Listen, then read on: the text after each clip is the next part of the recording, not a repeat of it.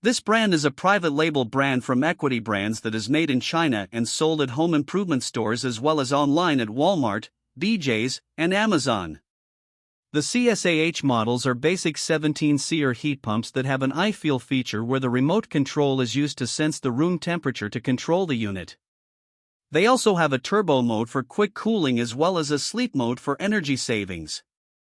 They use standard washable filters that do not actually do much to protect the evaporator or improve indoor air quality, but they have an iClean feature that allows the unit to clean the dust off of the indoor coil.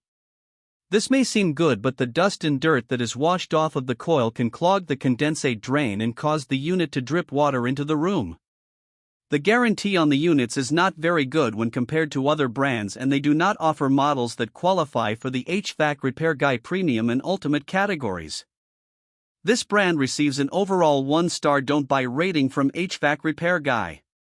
Please share your experiences with this brand in the comments section of the HvacRepairGuy YouTube channel.